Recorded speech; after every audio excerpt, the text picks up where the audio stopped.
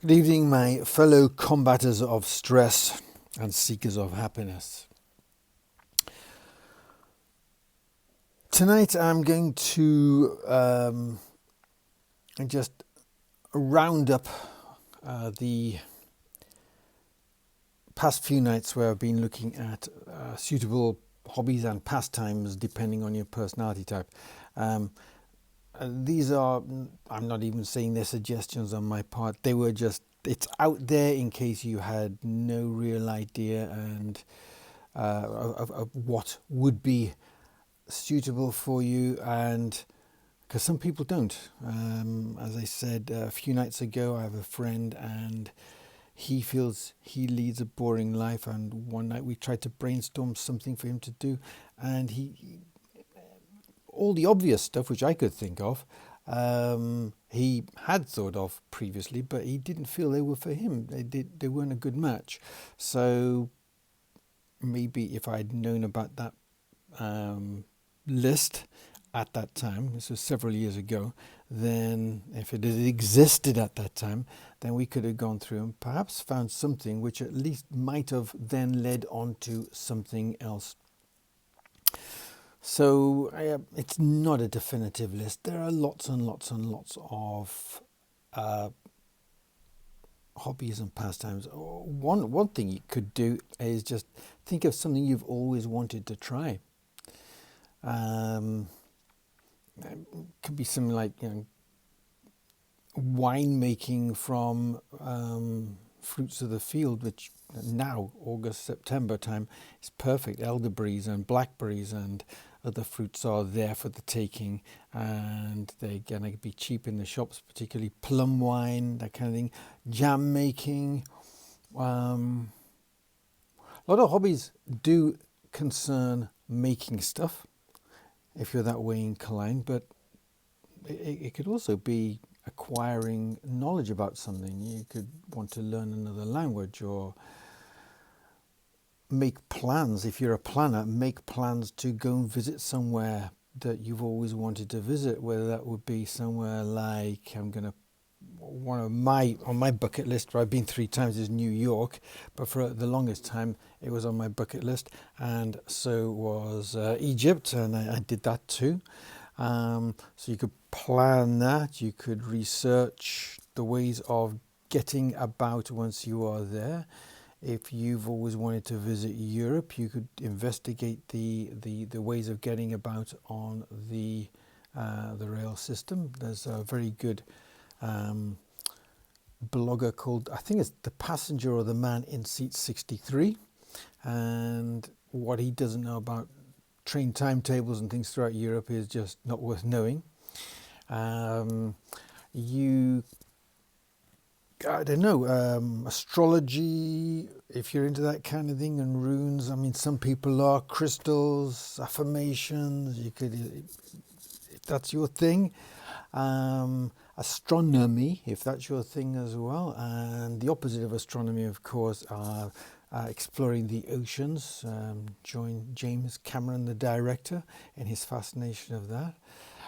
You could find a little, like on meetup.com, just look at all the categories and see if there's anything there that takes your fancy.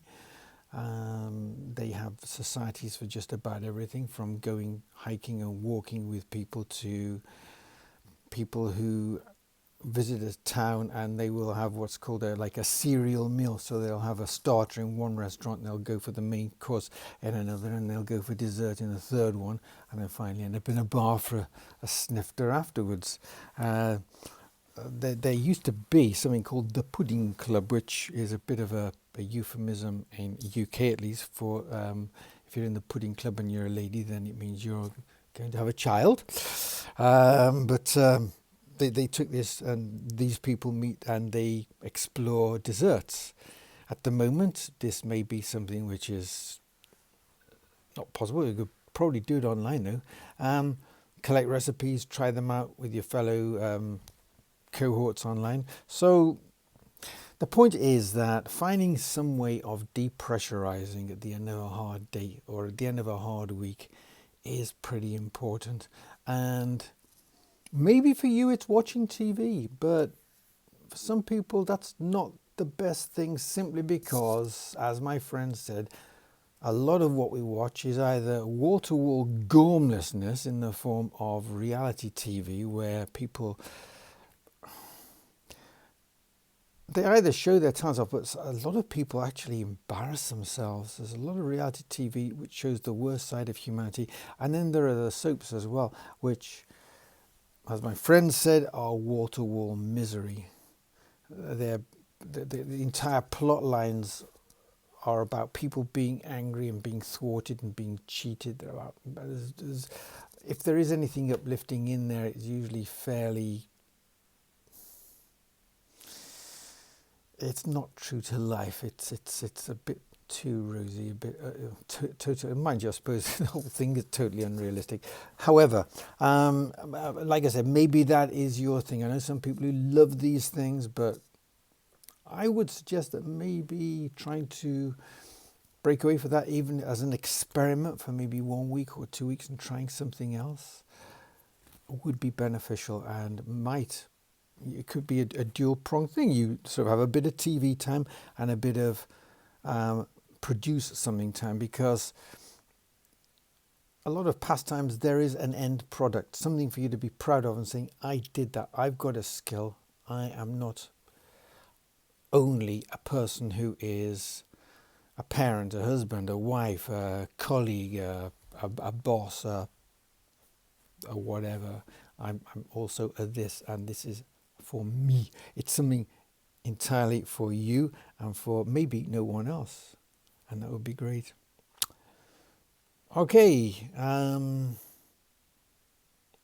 that's it for this evening.